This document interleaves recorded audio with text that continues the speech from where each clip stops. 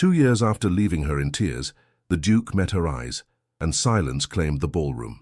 Lady Mariana Lorne stood at the edge of the Countess of Arbrook's ballroom, her gloved fingers resting lightly upon the marble balustrade. Candles flickered in crystal chandeliers overhead, casting golden light upon faces that whispered behind fans and gloved hands. 2 years had taught her how to appear unmarked by sorrow, how to smile as though her heart had never shattered. "She bears it well, does she not?" someone murmured nearby. One would hardly think she had been abandoned so cruelly. "The Duke of Valehart left her standing at Lord Harcourt's garden party, I recall," came the response. "She wept then, poor creature. Now she wears indifference like a crown." Mariana's fingers instinctively sought the cool madre-pearl bracelet at her wrist, its smooth surface a comfort against her skin. She had worn it that day, too.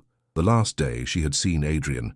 The last day he had looked at her with love before turning away without explanation, without farewell. "Lady Mariana," came a warm voice at her elbow. Lord Bramwell Ellingham bowed, his kind eyes meeting hers. "You look radiant this evening." "Lord Ellingham," she replied with a practiced smile.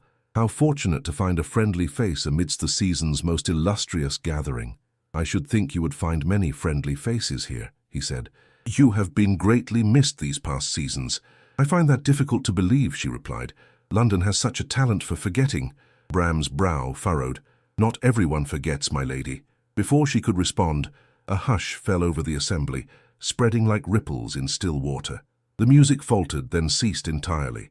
Mariana felt it, that peculiar pressure in the air that heralded something momentous, something that would alter the carefully constructed peace she had built since her heartbreak. "What is it?" she asked, though she already knew. Her heart recognized him before her eyes found him. The doors had opened. He stood framed there, taller than she remembered, his broad shoulders set against the gilded frame. The Duke of Valehart had returned to London society.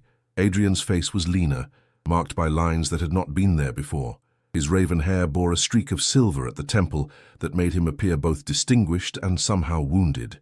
The silence deepened as he stepped forward, his gaze sweeping the room with aristocratic detachment until, inevitably, it found her.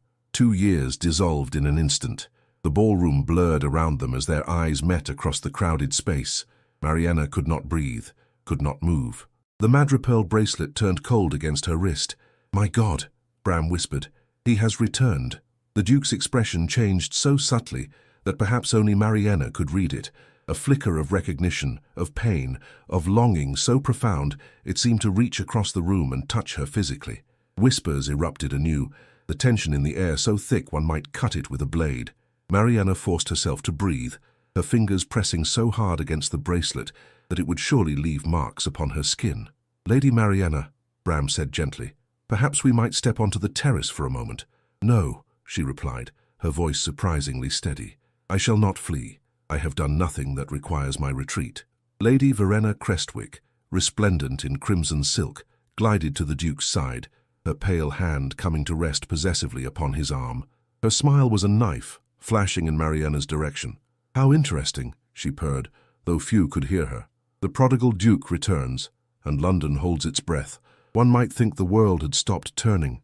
Adrian's jaw tightened visibly, but he allowed Lady Crestwick to guide him further into the room.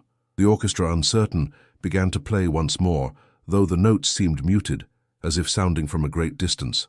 "Shall we dance, Lady Mariana?" Bram asked, his concern evident. "A waltz might clear the air." "Yes," she said, forcing herself to look away from Adrian. "A waltz would be most welcome." As Bram led her to the floor, she could feel Adrian's gaze following her, burning into her back like a brand. She straightened her spine, lifting her chin. She would not break again. Not here. Not before him. Not before all of London. "He watches you still," Bram murmured as they moved through the figures of the dance. "Let him watch," Mariana replied, though her heart pounded traitorously in her chest. "I have learned to live without his regard." But as the dance turned and she caught glimpse of Adrian's face once more, she wondered if that were truly so.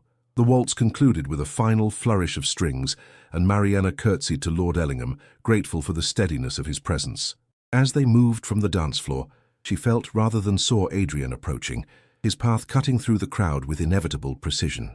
"Lady Mariana," came his voice, deeper than she remembered, tinged with a gravity that had not been there before. She turned, her composure a fragile shield.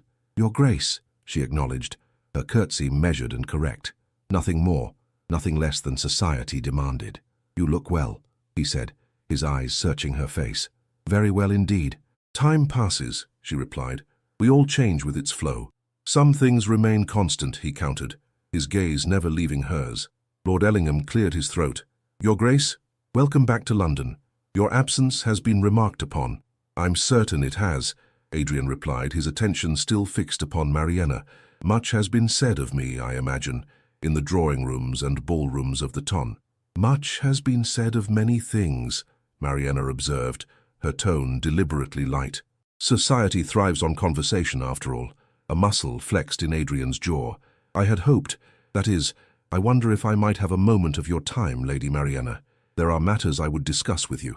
Before she could respond, Lady Crestwick appeared at his elbow like a crimson shadow. "Adrian, darling," she said, her voice honey over steel. "Lord Hatherton has been asking after you. Something about that business in Cornwall, I believe." The Duke's expression hardened momentarily. "Lord Hatherton can wait. But surely Lady Mariana would not wish to monopolize your attention on your first evening back in society," Lady Crestwick persisted, her smile not quite reaching her eyes. "There are so many who wish to speak with you." "I assure you, Lady Crestwick, I have no intention of monopolizing His Grace's time," Mariana said, her voice cool as spring water. "Our acquaintance is of little consequence now." Pain flashed across Adrian's features, swift as lightning, gone almost before it could be recognized. "You undervalue yourself as always," he said quietly. "On the contrary," Mariana replied, "I have learned my value quite precisely these past 2 years." The barb struck home. She could see it in the tightening of his shoulders, the slight intake of breath. Lord Ellingham shifted uncomfortably beside her. "Perhaps we might seek refreshment, Lady Mariana," Bram suggested. "An excellent notion," she agreed, forcing brightness into her tone. "If you'll excuse us, Your Grace, Lady Crestwick." As they moved away, Mariana felt Adrian's gaze following her like a physical touch. She did not look back, though every fibre of her being yearned to do so. "He seems changed," Bram observed as they reached the refreshment tables. "Does he?" Mariana asked, accepting a glass of champagne with hands she willed not to tremble. "I confess, I did not notice." Bram's kind eyes held knowing. "You never were skilled at deception, my lady." "Then I have had ample time to practice the art," she replied, sipping the champagne. It tasted of nothing. Across the room she observed Adrian in conversation with several gentlemen, his posture rigid, his attention clearly elsewhere. Lady Crestwick remained at his side, a proprietary hand resting upon his sleeve. "They say she has set her cap for him," Bram said, following her gaze. "Lady Crestwick has been a widow these 3 years and seeks advancement. She would do well to look elsewhere," Mariana said. "The Duke is not easily led." "Unless his heart is engaged," Bram observed quietly. Mariana looked away. "His heart is his own concern, as is the direction of his affections." "Is it?" Bram asked. "I wonder." Before she could respond, a disturbance at the entrance to the ballroom drew their attention. A messenger had arrived, his attire suggesting urgency. He spoke briefly with a footman, who then approached the Duke with evident reluctance. Adrian excused himself from his conversation, moving to meet the messenger. A sealed note exchanged hands. As the Duke broke the seal and read the contents, his face drained of colour. Lady Crestwick leaned close, attempting to glimpse the message, but Adrian folded it away in a swift, decisive motion. His eyes sought and found Mariana across the room. Something in his gaze sent a chill down her spine. Not fear, precisely, but a premonition of change. "Something is amiss," Bram murmured. "It is none of our concern," Mariana replied, though the madrepearl bracelet had grown cold again upon her wrist. The Duke excused himself from Lady Crestwick with visible firmness and began moving through the crowd toward Mariana. His expression was grave, his purpose evident in every step. "He comes this way," Bram said unnecessarily. "Yes," Mariana breathed, setting down her champagne glass with a hand that had begun to tremble despite her best efforts. "So he does." "Lady Mariana." Adrian's voice was low, urgent, nothing like the carefully modulated tones he had employed earlier. "I must speak with you privately." She regarded him with outward calm that belied the tumult within. "I'm afraid that would be quite improper, Your Grace." "Propriety be damned," he said, then checked himself. "Forgive me. But this matter cannot wait, nor can it be discussed in open company." Lord Ellingham stepped forward. "Duke or not, sir, you forget yourself. Lady Mariana owes you no audience." Adrian's gaze never left Mariana's face. If she knew the matter at hand, she might think differently. Then enlighten us both, she challenged, aware that nearby conversations had quieted as the Tun's attention shifted toward their exchange. The Duke hesitated, tension evident in every line of his body. "It concerns your safety," he said finally, his voice barely audible, "and matters from the past that I had thought resolved." Mariana's pulse quickened. "My safety? Please," he said, and there was something in his voice, a vulnerability, a desperation, that she had never heard before. 5 minutes, no more. She should refuse. Prudence, pride, self-preservation, all demanded she turn away. Yet the urgency in his eyes spoke of something beyond their personal history. "Very well," she relented. "The small anteroom, perhaps. Lord Ellingham will wait outside." Bram looked as though he might object, but nodded. "Of course." As they moved toward the anteroom, Lady Crestwick intercepted their path, her smile brittle as thin ice. "Adrian, darling, you're not abandoning our party so soon? Lady Hatherton was just asking after you." "This is a matter of some urgency, Verena," he replied, his tone brooking no argument. The widow's pale eyes narrowed as they flicked to Mariana. "I see. Urgent matters with former acquaintances. How fascinating." "Lady Crestwick," Mariana said, her voice steady despite the insult, "sometimes the past returns to us not by choice, but by necessity. I'm certain a woman of your experience understands this perfectly." A flush stained Verena's cheeks. "Mind your step, my dear. The fall from grace is swift, and the landing most unpleasant." "I have already fallen," Mariana replied with quiet dignity. "I found the landing educational." Adrian's lips quirked in what might have been the ghost of a smile, before his expression turned grave once more. He guided Mariana toward the anteroom, with Lord Ellingham following at a discreet distance. Once inside, with Bram stationed outside the door, which remained properly ajar, Adrian wasted no time. "Someone is using your name," he said without preamble, "to threaten me, to manipulate certain matters of significant importance." Mariana blinked in surprise. "My name? Whatever for? I am of little consequence in such circles." "You are of consequence to me," he said simply, "which makes you valuable to my enemies." The admission hung in the air between them, weighted with implications neither dared address directly. "What enemies are these?" she asked instead, "and what connection could they possibly draw between us after so long apart?" Adrian ran a hand through his hair, a gesture so familiar it made her heart ache. "2 years ago I left England to address a matter of grave importance, a conspiracy that threatened not only my holdings, but several interests vital to the crown." "You left without a word," she said, unable to keep the hurt from her voice. "Without explanation." "I left to protect you," he replied, his eyes meeting hers directly. "They threatened you specifically, Mariana, said they would destroy you if I remained at your side." She stared at him, disbelief warring with a desperate hope that there might be some explanation for the pain he had caused. "Who threatened me? And why would you not tell me this?" "The less you knew, the safer you were," he said. "Or so I believed at the time. I thought by removing myself from your life, by allowing society to believe I had simply abandoned you, you would be beneath their notice." "Beneath their notice," she repeated, the words bitter on her tongue. "Do you have any conception of what I endured after you left? The whispers, the pitying glances, the humiliation." "I can imagine," he said quietly, "and I have hated myself for it every day since." The bracelet at her wrist seemed to pulse with cold energy. "Why return now? Why speak of this after 2 years of silence?" "Because they have made another move," he said, gesturing to the folded note in his hand. "And this time they mention you by name. They know I have returned to London. They know I still—" He stopped, swallowing hard. "They know you still matter to me." Mariana's breath caught. "What precisely does that note say, Your Grace?" "It says that unless I withdraw support for a certain bill before Parliament, they will ensure that Lady Mariana Lorne suffers a scandal from which she shall never recover." His voice hardened. "And they are here tonight, watching us, even now." She felt a chill that had nothing to do with the temperature of the room. "Here? In this very ballroom?" "Yes," he said grimly. "I believe so, which is why I must ask something unconscionable of you, after all I have done." "What would you ask of me?" she said, wariness evident in her tone. "Allow me to publicly renew our acquaintance," he said. "Let me stay close enough to protect you, to discover who among the Tun serves as their agent." Mariana's laugh held no humor. "You wish to use me as bait, Your Grace?" "I wish to keep you safe," he corrected, his voice fervent, "and to make amends if such a thing is possible." Before she could respond, Lord Ellingham's voice came from the doorway. "Lady Mariana, forgive me, but Lady Arbrook is asking for you. Something about the next dance set." "Thank you, Lord Ellingham," she called back. To Adrian she added softly, "I shall consider your request, Your Grace, but do not mistake consideration for forgiveness." "I would never presume so much," he replied, his eyes never leaving hers.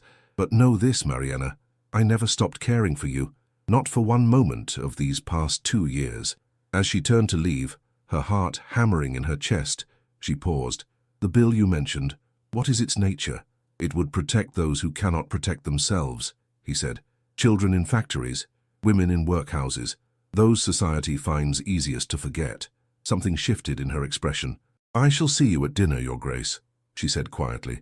"Perhaps we might continue our discussion then." As they returned to the ballroom, the eyes of the ton upon them, Mariana was acutely aware of Adrian's presence at her side.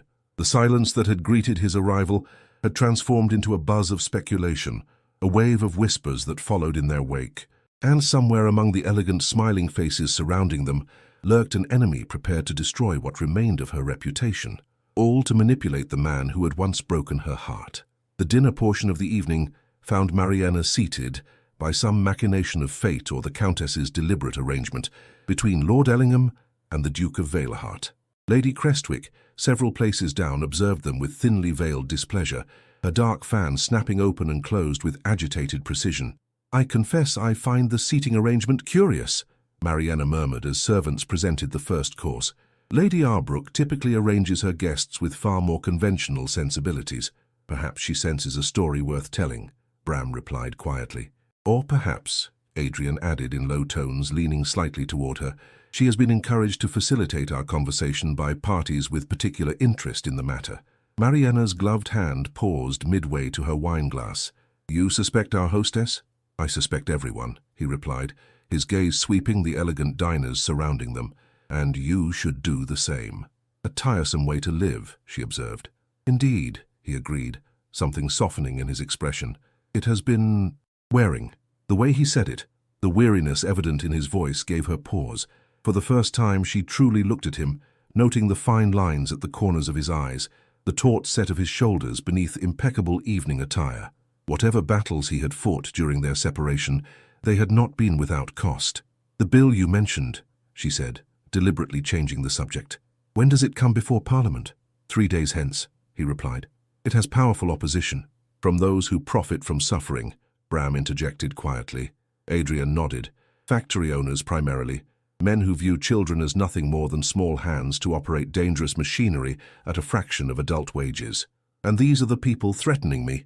Mariana asked, a chill running through her despite the warmth of the dining room. "They're agents, more likely," Adrian replied. "Men who operate in shadow, who consider threats and coercion merely tools of business. Yet you stand against them," she observed, despite the personal cost. Something flickered in his eyes. Surprise, perhaps, that she had acknowledged the sacrifice. Some principles cannot be compromised, regardless of consequence. The conversation paused as footmen served the next course. Mariana was acutely aware of Adrian beside her, of the familiar scent of cedar and bergamot that she had once associated with happiness. "Lord Ellingham," came Lady Crestwick's voice from down the table, pitched to carry just far enough, "I understand you recently acquired a property in Derbyshire. How fortunate for you to secure such a modest estate." The emphasis on modest was slight but unmistakable. Bram merely smiled. "Indeed, Lady Crestwick, I find that true contentment often thrives in modest surroundings, provided the company is sincere." Verena's smile tightened. How charmingly provincial. "The Duke, of course, maintains several grand estates. Valehart is particularly magnificent, is it not, Adrian?"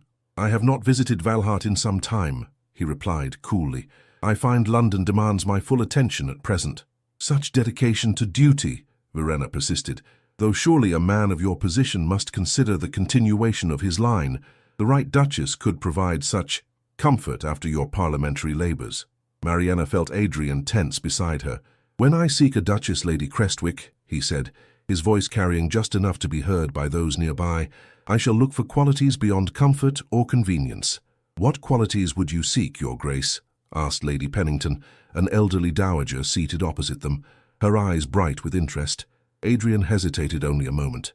"Courage," he said finally. intelligence, compassion, and a heart strong enough to endure difficulties without becoming hardened by them.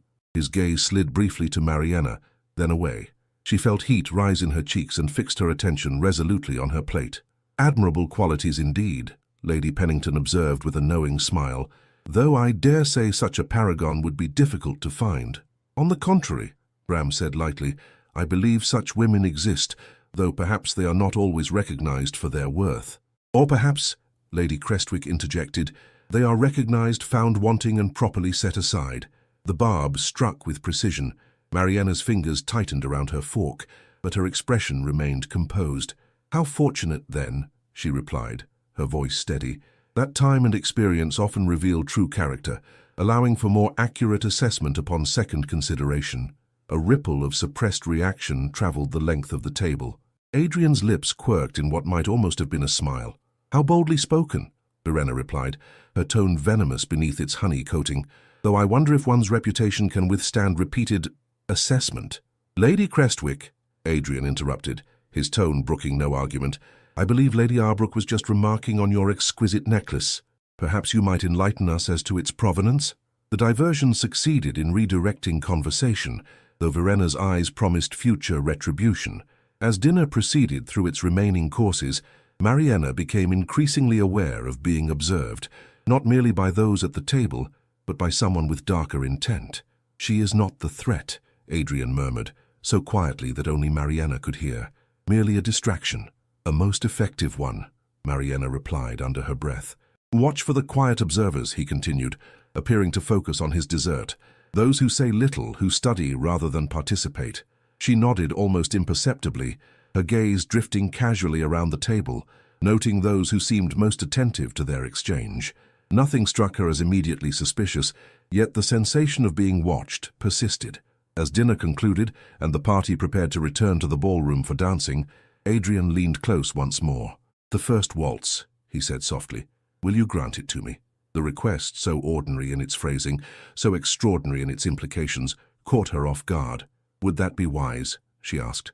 "Not in the slightest," he admitted. "But it would allow me to remain close, to better observe those who observe us, and to give our audience exactly what they anticipate," she added. His expression grew serious. "I would not use you so, Mariana. If you find the prospect too distasteful—" "I shall dance with you, Your Grace," she interrupted, "but do not mistake practicality for forgiveness." "I understand," he replied, though something in his eyes suggested otherwise. A hope, perhaps, that she was not yet ready to acknowledge, much less encourage.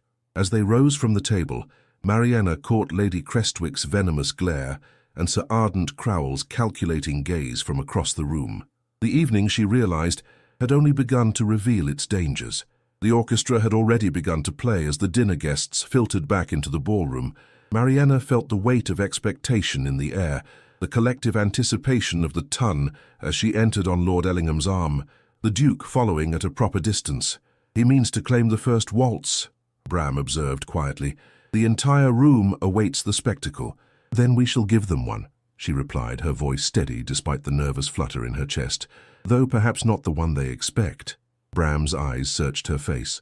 "Be careful, Mariana. The Duke may have honorable intentions regarding your safety, but the heart is not so easily governed by reason." "My heart is quite thoroughly governed, I assure you," she said, though the Madry pearl bracelet seemed to pulse against her wrist, as if in contradiction. Lady Crestwick swept past them, her crimson skirts brushing against Mariana's pale gown with deliberate force. "How quaint," she murmured. "The Forsaken returns to the flame. One wonders if she will burn twice as brightly this time." Before Mariana could respond, the Countess of Arbrook approached, her silver-streaked dark hair arranged beneath an impressive diamond tiara. "Lady Mariana, how delightful to see you again in society, and in such interesting company." "Your hospitality is most appreciated, Lady Arbrook," Mariana replied with a graceful curtsy. "The evening has been most illuminating." "Indeed," the Countess said, her shrewd eyes missing nothing. "I understand the Duke has requested the first waltz. Quite the gesture after such a prolonged absence." Mariana maintained her composed smile. "Society thrives on renewal, does it not?" "And on observation," the Countess agreed with a knowing glance. "The ton has a prodigious memory for dramatic returns." As the Countess moved on to greet other guests, Mariana noted Adrian approaching, his expression determined. The orchestra had begun the opening strains of a waltz, and conversations throughout the ballroom quieted in anticipation. "Lady Mariana," he said, bowing formally before her, "if I might claim the honor of this dance." The moment hung suspended between them, weighted with history, and watched by what felt like every eye in London. Mariana curtsied, extending her hand. "You may, Your Grace." As his gloved fingers closed around hers, she felt a jolt of awareness that no amount of practiced indifference could suppress. He led her to the center of the floor, where they stood alone for one breathless moment before he placed his hand at her waist and began to guide her through the opening measures of the waltz. "They are watching," he murmured, his breath warm against her temple. "They always watch," she replied. "It is London's primary occupation, not the ton," he clarified, subtly directing their movements to afford him a better view of the room. "Our particular observer. Near the eastern archway, Sir Ardent Crowell. He has not taken his eyes from us since we began." Mariana allowed herself a brief glance in the indicated direction. The gentleman in question stood partially concealed by a marble column, his attention indeed fixed upon them with an intensity that seemed beyond mere social interest. "I know him only by reputation," she said quietly as they turned through the waltz. "A banker, I believe." "Among other things," Adrian replied. "His financial enterprises extend into shipping, manufacturing, and certain less savory ventures. He stands to lose considerably should the protection bill pass. And you believe he's behind the threats?" "He represents interests that would benefit from my compliance," Adrian said carefully. "Whether he acts on his own initiative or at the behest of others remains to be seen." The music swelled around them, and despite the gravity of their conversation, Mariana could not help but respond to the familiar sensation of dancing in Adrian's arms. They had always moved well together, anticipating each other's steps with uncanny precision. That, at least, had not changed. "You dance as beautifully as ever," he said softly, as if reading her thoughts. "Practice," she replied. "Lord Ellingham has been a dedicated partner these past seasons." Something like pain flickered across his features. "I am glad you were not entirely alone." "I was entirely alone," she corrected, unable to keep the edge from her voice. "Surrounded by people, but alone nonetheless." His hand tightened almost imperceptibly at her waist. "I never meant to cause you such pain, Mariana." "Yet you did," she said, meeting his gaze directly. "With full knowledge of what your departure would mean for me in society." "I believed the alternative would bring you greater harm," he replied, his voice rough with emotion. "I still wake in the night, haunted by the choice I made." The raw honesty in his tone caught her off guard. Before she could respond, she noticed Sir Ardent moving along the periphery of the ballroom, his path bringing him closer to where they danced. "He approaches," she murmured, returning her attention to their conversation. Adrian nodded slightly. "Speak of inconsequential matters. Let him believe we are engaged in reconciliation." "Is that not precisely what we wish him to believe?" she asked. "That I might serve as leverage against you once more?" "I wish him to believe I care for you," Adrian replied, his eyes intent upon hers, "which requires no deception whatsoever." The admission hung between them, too direct to ignore, too profound to acknowledge. Mariana felt heat rise in her cheeks. "You speak carelessly, Your Grace." "On the contrary," he said, "I speak with greater care than I have ever exercised. These past 2 years have taught me the cost of silence and misdirection." The waltz began its final measures, and Mariana was acutely conscious of Sir Ardent's proximity, of the attention focused upon them from all corners of the room, and most of all, of Adrian's unwavering gaze. "The music ends," she said softly, "and with it, this conversation." "For now," he agreed. "But our story does not, Mariana. It never truly did." As the final notes of the waltz faded, he bowed over her hand, his lips brushing her gloved knuckles with such delicate pressure that she might have imagined it. The gesture, intimate yet proper, sent whispers rippling through the watching crowd. When she looked up, she found Sir Ardent watching them with narrowed eyes, his expression calculating. Beside him stood Lady Crestwick, her pale face flushed with anger. Beyond them both, half concealed in shadow, another figure observed, a man she did not recognize, whose attentive stillness marked him as more than a casual onlooker. "There are more players in this game than we realized," she murmured to Adrian as he escorted her from the dance floor. "Indeed," he replied grimly, "and the stakes grow higher with every passing moment." Following the waltz, Mariana retreated to a relatively quiet alcove with Lord Ellingham. grateful for his steadfast presence amidst the swirling currents of intrigue and emotion that threatened to overwhelm her composure. "You appear troubled," Bram observed, handing her a glass of champagne. "Did His Grace speak inappropriately?" "No," she admitted, sipping the cool, effervescent liquid. "If anything, he was distressingly sincere." Bram's expression softened. "You still care for him." It wasn't a question, and Mariana did not dignify it with a denial. "Caring and trusting are not the same, Lord Ellingham." "Indeed not," he agreed, "though one often leads to the other, given sufficient cause." "And what cause has he given me?" she asked, her voice low to avoid being overheard. "Cryptic warnings? Vague explanations for a betrayal that left me socially devastated?" "Perhaps the truth," Bram suggested gently. "His concern appears genuine, Mariana. Whatever his past failings, I do not believe he means you harm now." Before she could respond, they were interrupted by the approach of Sir Ardent Crowell, his thin lips curved in what might charitably be called a smile. "Lady Mariana," he said, bowing with precise correctness, "how delightful to see you in such spirits this evening. Your dance with the Duke was most evocative." "Sir Ardent," she acknowledged with a cool nod. "I'm afraid I don't recall making your acquaintance previously." "An oversight I'm pleased to remedy," he replied smoothly. "I have long admired your resilience in the face of society's fluctuating regard.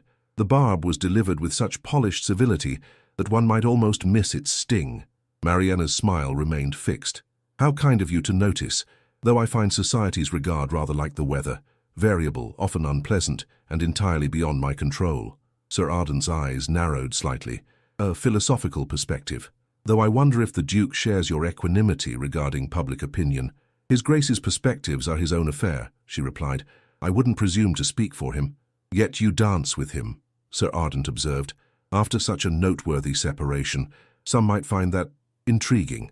"Some might find it none of their concern," Lord Ellingham interjected, his normally genial expression hardening. Sir Ardent merely smiled. "Forgive me, Lord Ellingham. I meant no offence. Merely observing that the Duke's recent political activities have drawn considerable attention. One wonders if his personal reconciliations might signal shifts in his professional positions as well." The implication was clear enough. Mariana met his gaze directly. "If you have questions regarding the Duke's political standings, Sir Ardent, I suggest you address them to him directly." "Oh, but I find indirect approaches so much more illuminating," he replied, his smile never reaching his cold eyes. "For instance, your renewed connection with His Grace might suggest a certain flexibility in his principles that was not previously evident." "You mistake courtesy for connection, sir," she replied, though she knew the lie was transparent.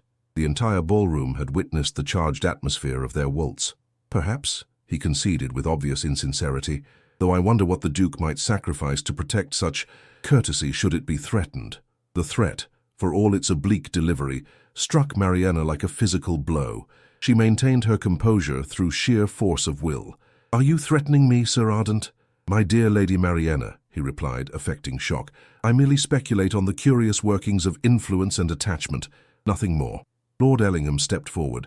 "I believe Lady Mariana requires refreshment, Sir Ardent, if you'll excuse us." As Bram guided her away, Mariana caught sight of Adrian across the room, deep in conversation with several gentlemen she recognized as members of Parliament. His gaze occasionally drifted to her, vigilant despite his apparent engagement elsewhere. "He all but confirmed his involvement," she murmured to Bram, though he was careful to avoid explicit threats. "Men like Crowell seldom speak directly," Bram replied, his expression grim. "Their power lies in suggestion and implication."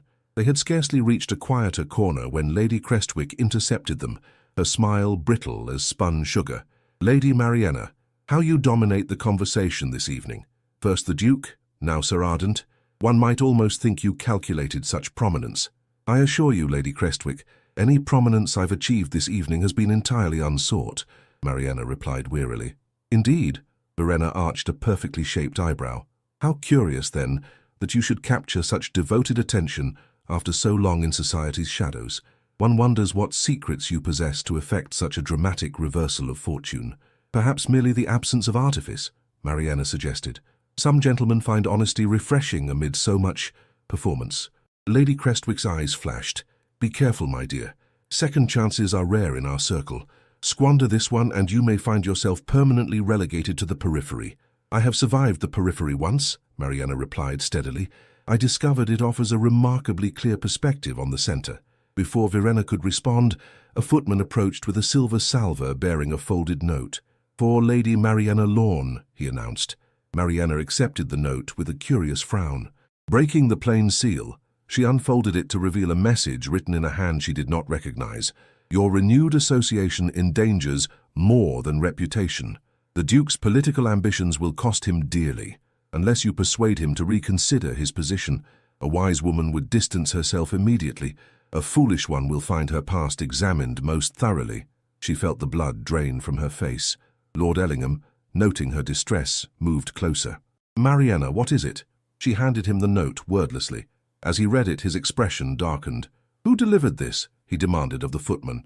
I'm not certain, my lord, the servant replied. It was handed to me with instructions to deliver it to Lady Mariana immediately. Across the room, Mariana's eyes met Adrian's. Something in her expression must have alerted him, for he immediately excused himself from his companions and began making his way toward her. I should show him this, she said, reclaiming the note from Bram's hand. Indeed, he agreed, though I wonder if it might be wiser to leave now before matters escalate further. Mariana shook her head. Running would solve nothing. If they threatened me when I had no connection to the Duke, they will scarcely hesitate now that they believe I might influence him. Lady Crestwick, who had observed the exchange with evident curiosity, stepped closer. Troubling correspondence, Lady Mariana. How dramatic. No more dramatic than your persistent interest in my affairs, Lady Crestwick, Mariana replied, her patience wearing thin. One might almost think you harbored some personal investment in them. Verena's smile tightened. Merely the natural concern one feels when witnessing a potential repetition of past misfortunes. Your concern is noted, Mariana said coolly, and entirely unnecessary. As Adrian reached them, his expression grave, Mariana felt the weight of decision upon her shoulders. The note represented more than a threat. It was a test of her courage, her principles, and most dangerously, her heart. Your Grace, she said, meeting his concerned gaze, I believe we have matters to discuss. Matters of some urgency. Adrian led Mariana to a small antechamber adjoining the ballroom, Lord Ellingham following at a discreet distance to stand guard near the open doorway. The Duke's expression remained impassive, though tension radiated from his tall frame as he examined the threatening note. This is bolder than their previous communications, he said quietly, his eyes scanning the brief message once more. They typically prefer subtlety to direct threats. Perhaps they grow impatient, Mariana suggested. The bill comes before Parliament in mere days. Yes. He folded the note carefully, tucking it into his waistcoat pocket. But there is something else at work here. This hasty escalation suggests desperation rather than confidence. Regardless of their emotional state, she replied, the threat remains. They mean to use me against you, just as you feared. Adrian's gaze softened as he looked at her. I am sorry, Mariana. Had I known my return would place you in such immediate danger, you would have what? She interrupted. Remained away forever? Abandoned your principles along with me? I would have better prepared to protect you, he said firmly. Made arrangements to ensure your safety before appearing publicly. Mariana absently touched the madripearl bracelet at her wrist. I am not entirely defenseless, Your Grace. 2 years of navigating society's judgment have taught me considerable resilience. Resilience will not shield you from the kind of scandal they can manufacture, he said grimly. These men have resources, connections. They can fabricate evidence, bribe servants for false testimony. They can destroy reputations with ruthless efficiency. What would you have me do? She asked. Hide away? Publicly repudiate you? Leave London altogether? Yes, he said so quickly that she blinked in surprise. If it would keep you safe, yes. All of those things and more. And the bill? Your principles? The vulnerable people who depend on its passage. Adrian ran a hand through his hair, the gesture betraying his internal conflict. The bill matters. Of course it matters. But not at the cost of your safety, your reputation. My reputation, Mariana said quietly, has already weathered the worst society can inflict. When you left 2 years ago, I endured whispers, snubs, pitying glances. I survived. I rebuilt my place in society through dignity and perseverance. And now I have endangered that hard-won peace, he said, self-recrimination evident in his tone. She shook her head. No, these men who would exploit children, who would threaten a woman to manipulate a man's vote, they are the ones responsible, not you. Something shifted in Adrian's expression, a softening, a wondering. "You have changed, Mariana. Circumstances changed me," she replied simply. "For the better, I think," he said, his voice gentle, "though I would give anything to have spared you the pain that forged such strength." The moment hung between them, weighted with unspoken regrets and possibilities. Mariana was the first to look away, conscious of their surroundings, of the watchful eyes that might observe even this private exchange. "What shall we do about this?" she asked, gesturing toward his pocket where the note rested. Adrian's expression hardened. "First, we identify the sender. Sir Ardent is the most obvious suspect, but he rarely acts alone. There will be others involved, possibly even someone you would not suspect." "Lady Crestwick," Mariana suggested. "Perhaps," he allowed, "though I think her interest in me stems more from ambition than conspiracy. Still, she cannot be dismissed entirely. And once we identify them, what then?" "Then," Adrian said, his voice taking on a steely quality she had never heard before, "I shall ensure they understand the consequences of threatening what I value." The possessive implications of his statement sent an unwelcome warmth through Mariana's chest. "I am not yours to defend, Your Grace," she reminded him gently. "That right was forfeited 2 years ago." Pain flickered across his features. The right, perhaps, but not the desire to do so, nor the ability. Before she could respond, a soft knock at the doorframe drew their attention. Lord Ellingham stood there, his expression apologetic. "Forgive the interruption, but Lady Arbrook is asking for Lady Mariana. The Countess is organizing tableaux vivants, and apparently your participation is essential." Mariana nodded. "Of course, I shall join her directly." As Bram stepped away to give them a final moment of privacy, Adrian moved closer, his voice dropping to a near whisper. "Promise me you'll be cautious. Watch what you eat and drink. Accept no messages or packages without inspection. Trust no one you do not know absolutely." "You paint a frightening picture," she observed.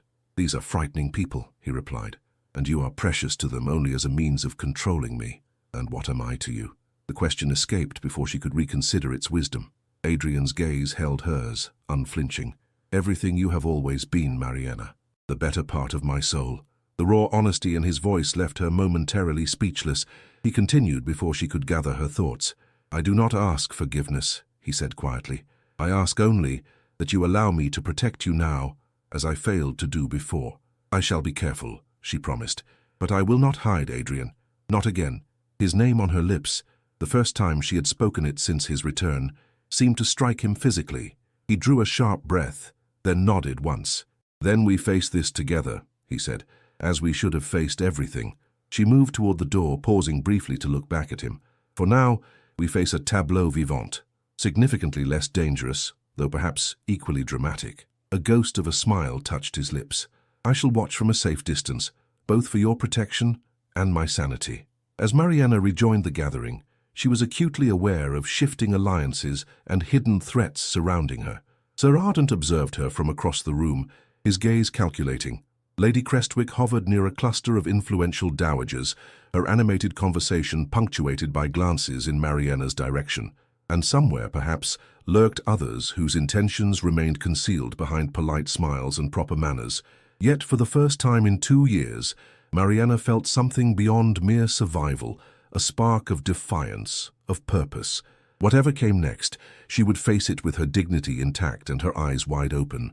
The tableau vivant unfolded in Lady Arbrook's grand salon, where gilded screens and artfully arranged furniture created a theatrical space. Mariana found herself cast as Hope in a classical arrangement, draped in pale blue silk, with a single lamp held aloft. The symbolism was not lost on her, nor on the murmuring audience as she held her pose with perfect stillness. Across the room she could see Adrian watching, his expression a careful mask that revealed nothing of their earlier conversation. Beside him stood several members of Parliament, their attention divided between the artistic display and their own hushed discussions. When the tableau concluded and the audience applauded politely, Mariana stepped down from the raised platform, accepting a glass of water from a footman. As she sipped it, she became aware of Sir Ardent approaching, his thin smile fixed in place. "A most affecting portrayal, Lady Mariana," he said. "Hope illuminating darkness. How appropriate." "Thank you, Sir Ardent," she replied, maintaining her composure despite the chill his presence evoked. "Though I suspect the Countess selected the roles with aesthetic rather than metaphorical considerations." "Perhaps," he conceded, though coincidences often reveal underlying truths. Speaking of which, I could not help but notice your extended conversation with the Duke earlier.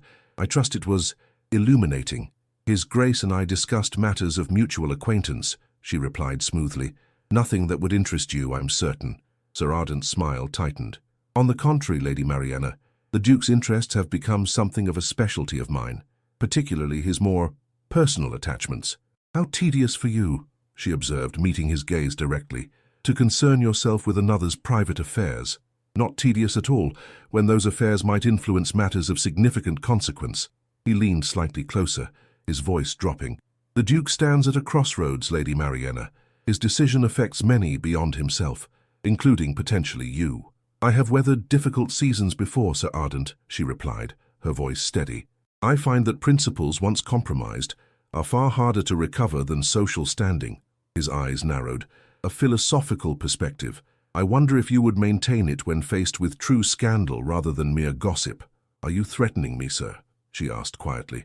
Merely observing that reputation is fragile, he replied, and that the tongue has a voracious appetite for scandal, particularly when it involves impropriety between unmarried parties. Understanding dawned. You would fabricate evidence of misconduct. I would do nothing, he said with false innocence, but there are always those willing to swear they observed indiscretions, given proper motivation, a lady's maid perhaps, or a footman. Their testimony before the right ears would be devastating. Mariana's heart pounded, but she maintained her outward calm. Such testimony would be false. Truth and falsehood matter less than perception, Sir Ardent replied, as I believe you discovered 2 years ago, when the Duke's abrupt departure left you subject to society's judgment. And yet I survived, she said, meeting his gaze unflinchingly. I would survive again. Perhaps, he acknowledged. But would the Duke's bill survive? Would the children in those factories fare better because you maintained your principles? The question struck her with unexpected force. Before she could formulate a response, Lord Ellingham appeared at her side, his expression pleasant but his eyes watchful. Lady Mariana, I believe Lady Pennington was hoping to speak with you about her charity endeavours, he said smoothly. If you'll excuse us, Sir Ardent. The banker inclined his head with calculated deference. Of course. We shall continue our discussion another time, Lady Mariana. As Bram guided her away, Mariana fought to maintain her composure. He all but admitted they would fabricate evidence of impropriety, she murmured. Despicable but not surprising, Bram replied, his voice equally low. Men like Crowell consider such tactics merely tools of negotiation. He suggested that my insistence on principle would harm those the bill is meant to protect, she said, troubled by the implication, as if my reputation were being weighed against children's welfare. A false choice, Bram said firmly. The Duke's resolve does not depend on your capitulation to threats. If anything, such tactics will only strengthen his determination. Across the room, Mariana saw Adrian in conversation with Lady Crestwick, whose animated gestures suggested an argument barely contained by social propriety. His expression remained impassive, though tension was evident in the set of his shoulders. I wonder what she wants from him, Mariana mused. The usual, I expect, Bram replied. Status, wealth, connection to power, though she seems particularly determined in his case. As they watched, Lady Crestwick placed a possessive hand on Adrian's arm, leaning close to speak directly into his ear. His response, though inaudible at this distance, caused her to step back, her expression briefly revealing naked fury before she composed herself. Not a happy exchange, Bram observed. No, Mariana agreed, though I suspect the Duke is accustomed to managing unwanted attentions, some more than others, came a voice from behind them. Mariana turned to find Lady Pennington regarding her with shrewd eyes, her wrinkled face arranged in an expression of benign interest. The elderly dowager had been a fixture in society for decades, her sharp wit and sharper observation making her both respected and feared. Lady Pennington, Mariana acknowledged with a curtsy, I understand you wish to speak with me regarding charitable matters? A convenient fiction, the older woman replied with a dismissive wave. Though charity is indeed on my mind, specifically the charity one might extend to a gentleman who has made grievous errors in judgment. Mariana blinked in surprise at the directness. I'm afraid I don't quite follow, my lady. Lady Pennington snorted delicately. Come now, child. The entire room has observed the Duke's return and his evident desire for reconciliation. The question that occupies the ton is whether you will grant it. The Duke and I have merely renewed an acquaintance, Mariana replied carefully. Nothing more. Nonsense, Lady Pennington said firmly. I have observed society for 60 seasons, my dear. I know the difference between acquaintance and attachment. The question is whether his explanation for his past behavior merits forgiveness. Mariana hesitated, uncertain how to respond without revealing too much. Lord Ellingham stepped in smoothly. I believe that remains a private matter between the parties concerned, Lady Pennington, he suggested. The Dowager fixed him with a sharp gaze. Very gallant, Lord Ellingham, though I wonder if your own interest in Lady Mariana might colour your perspective on the Duke's suit. Bram flushed slightly. My interest is in Lady Mariana's happiness and well-being, nothing more. A noble sentiment, Lady Pennington observed, though perhaps not entirely accurate. Before the uncomfortable conversation could continue, a commotion near the entrance to the salon drew their attention. A footman had entered, bearing an envelope on a silver salver. He approached the Countess of Arbrook, speaking in urgent tones too low to be overheard. The Countess's expression shifted from irritation to concern. She nodded once, then moved to address her guests. Ladies and gentlemen, I must beg your indulgence for a brief interruption. It seems there has been some disturbance in the kitchens. Nothing serious, I assure you, but requiring my attention. Please continue to enjoy the refreshments and music. I shall return shortly. As she departed, murmurs rippled through the gathering. Mariana noticed Sir Ardent and several other gentlemen exchange significant glances. Across the room, Adrian had straightened, his attention focused on the departing Countess with evident suspicion. Something is amiss, Lord Ellingham murmured. Indeed, Lady Pennington agreed, her rheumy eyes sharp with interest. And I suspect it involves our Duke and his political endeavours. Before Mariana could respond, Adrian was making his way toward them, his expression carefully neutral, though his eyes conveyed urgency. Lady Mariana, he said, bowing formally, might I trouble you for a brief word? A matter concerning mutual acquaintances has arisen. Of course, Your Grace, she replied, recognizing the pretext for what it was. Lady Pennington observed them with undisguised curiosity. Do not keep her over long, Duke. The tableau vivants will resume shortly, and Lady Mariana's hope was most affecting. I shall be brief, he promised, offering Mariana his arm. As she placed her hand upon it, she felt the tension in his muscles, the barely contained energy that suggested significant developments. Whatever had occurred, it had altered the landscape of their precarious situation, and as they moved toward a quieter corner of the salon, Mariana was acutely aware of Sir Ardent's calculating gaze following their progress, his thin lips curved in a smile that chilled her to the bone. There has been a development, Adrian said without preamble once they reached a relatively private alcove. My man observed Sir Ardent's footman delivering a message to the service entrance. Immediately afterward, the Countess was summoned from the gathering. You believe the message concerned us? Mariana asked, keeping her voice low. I believe it concerned you specifically, he replied grimly.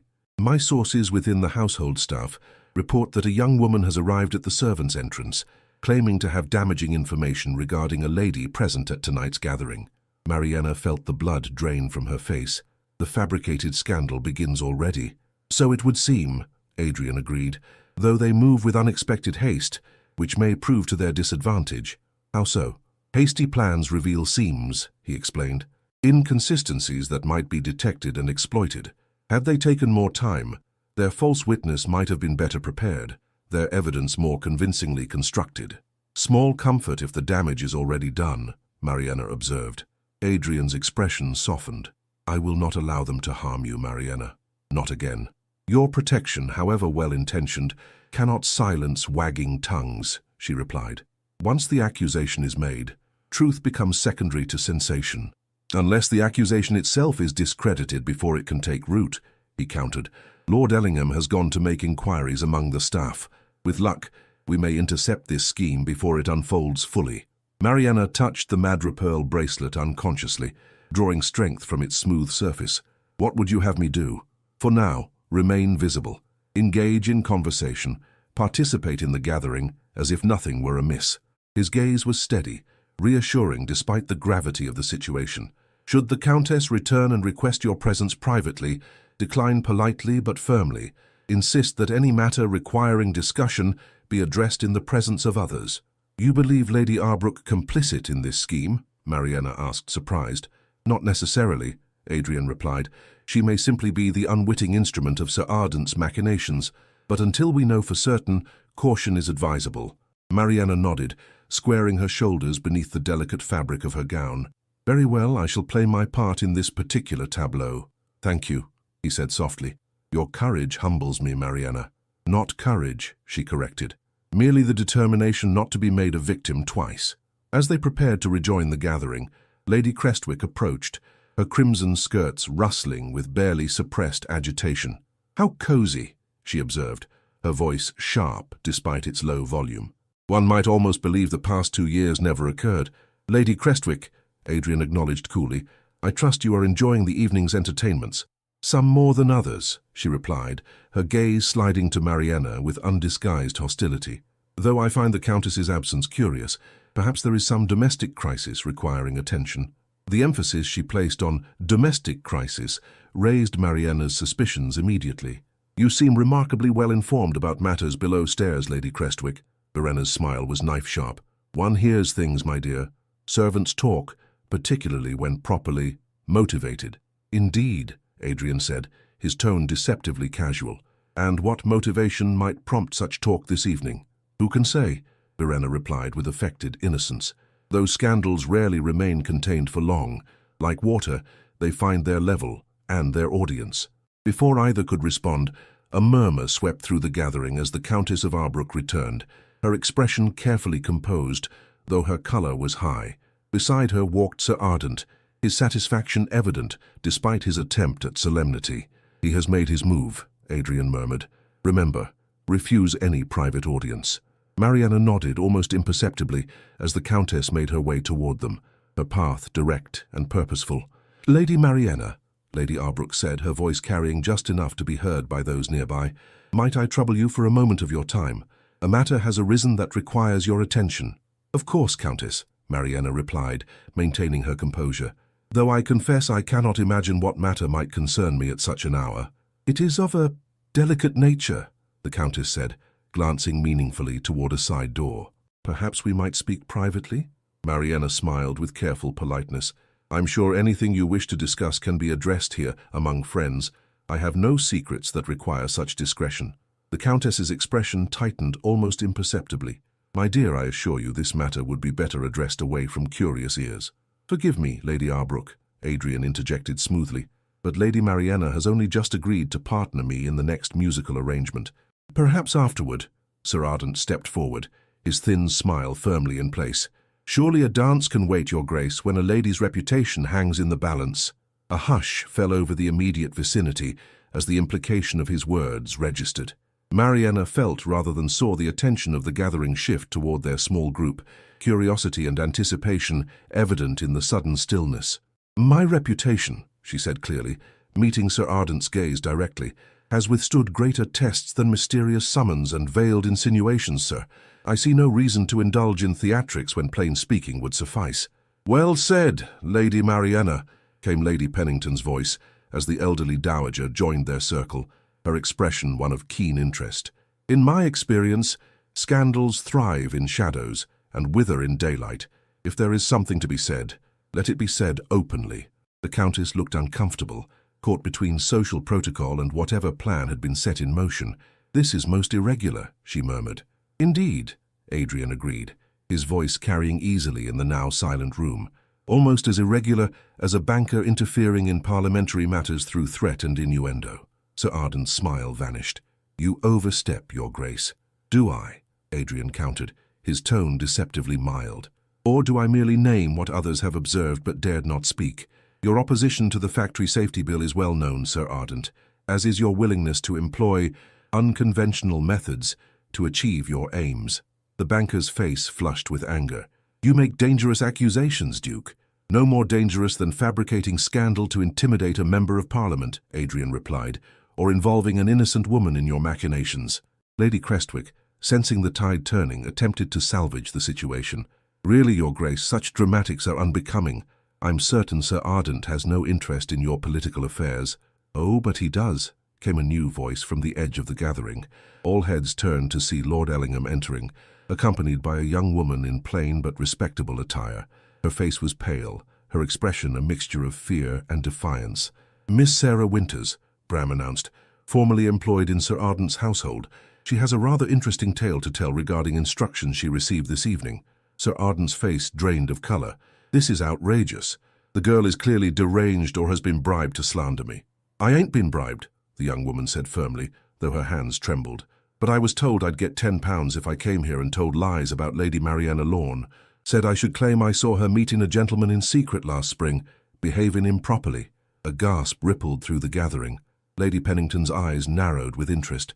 "And who gave you these instructions, child?" The girl hesitated, then lifted her chin. "It was Sir Ardent's man, Jenkins. Said his master would make it worth my while and that no harm would come to the lady, just that some political business would be settled." "Lies," Sir Ardent hissed. "Absolute fabrication." "Perhaps," Lord Ellingham agreed pleasantly, "though I imagine Jenkins might corroborate her story if properly questioned. He seems to have developed a sudden desire to cooperate, particularly when faced with the alternative of transportation for conspiracy." The banker's face contorted with fury. "You dare threaten my servant?" "No threat," Adrian replied calmly. "Merely an observation regarding the legal consequences of conspiracy to commit slander and attempting to interfere with parliamentary proceedings. Both quite serious matters, I believe." The Countess of Arbrook, evidently realizing her role in the affair, stepped back with visible dismay. "I had no knowledge of any scheme," she said hastily. "I was merely informed that a young woman had arrived with information concerning a guest. As hostess, I felt obliged to investigate." "Of course, Countess," Lady Pennington said dryly. "Your hospitality is beyond reproach, as always." Sir Ardent, seeing his plan crumbling, attempted one final gambit. "You may have thwarted this particular approach, Your Grace, but the fact remains, your political stance will cost you dearly. There are others who share my concerns regarding this bill, others with far more influence and far less scruples." "No doubt," Adrian agreed, "and they shall be addressed in turn. But you, Sir Ardent, have made a critical error." "And what might that be?" the banker asked with a sneer. Adrian's expression hardened. "You threatened someone under my protection. That is not merely a tactical mistake, it is an unforgivable offense." The simple statement, delivered with quiet intensity, sent a ripple of reaction through the watching crowd. Mariana felt a curious warmth spreading through her chest, despite the gravity of the moment. Sir Ardent's gaze darted around the gathering, assessing his suddenly precarious position. The ton's collective attention had shifted, their judgment now falling upon him rather than Mariana. His scheme exposed, his reputation teetering, he attempted to salvage what dignity remained. "This evening has become tedious," he announced, straightening his waistcoat with affected nonchalance. "Countess, I thank you for your hospitality, but I find I must depart." "Indeed," Lady Arbrook replied, her tone distinctly cooler than before. "Perhaps that would be best." As Sir Ardent made his way toward the exit, the gathered nobility parted before him, their expressions ranging from disapproval to outright contempt. Lady Crestwick, sensing the shift in social winds, quickly distanced herself, engaging a nearby matron in animated conversation as if the entire episode had been of no interest to her whatsoever. Mariana felt Adrian's hand touch hers briefly, a gesture of reassurance hidden from general view by the folds of her gown. "It is not over," he murmured. "He represents interests far more powerful than himself, but the immediate danger has passed." "Thanks to your foresight," she acknowledged quietly. "And your courage," he countered. A lesser woman would have fled at the first hint of scandal. As the gathering gradually resumed its normal patterns, conversation flowing once more, though now centered on the dramatic confrontation, Mariana found herself the recipient of curious but largely sympathetic glances. The madre-pearl bracelet at her wrist no longer felt cold but warm against her skin, as if reflecting the unexpected turn of events. Lady Pennington approached, her shrewd eyes missing nothing. "Well played, my dears," she said, her voice low enough that only they could hear. "Though I suspect this is merely the opening move in a longer game." "Indeed," Adrian agreed, "Sir Ardent's masters will not surrender so easily." "Then you are fortunate," the Dowager observed, with a meaningful glance between them, "to face them together rather than separately." As she moved away, Mariana found herself wondering at the truth in the elderly woman's words. For all the danger that remained, for all the wounds of the past that had yet to heal fully, there was undeniable strength in standing beside Adrian rather than apart from him. Whether that strength would prove sufficient for the challenges ahead remained to be seen.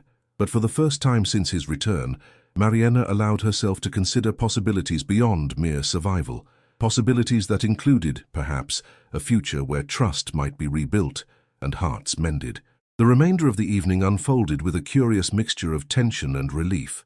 Though Sir Ardent had departed in disgrace, the ripples of his failed scheme continued to spread through the gathering. Mariana found herself the object of increased attention, some sympathetic, some merely curious, but none overtly hostile. The Tun, ever sensitive to shifts in social standing, had recognized the Duke's public declaration of protection as significant. "You appear to have weathered the storm admirably," Lord Ellingham observed as they walked along the edge of the ballroom, observing the dancing couples, "though I suspect calmer waters remain elusive for the present." "Indeed," Mariana agreed. "Sir Ardent's departure marks a battle won, not a war concluded." Bram nodded.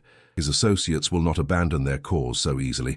The factory safety bill represents a significant threat to their profits. Profits built on suffering," she said quietly. "Children working 16-hour days in dangerous conditions, women laboring for pittances in airless rooms." "You speak with unexpected passion on the subject," Bram noted. Mariana's fingers touched her bracelet absently. "Perhaps not so unexpected. My father spoke often of the need for reform before his passing.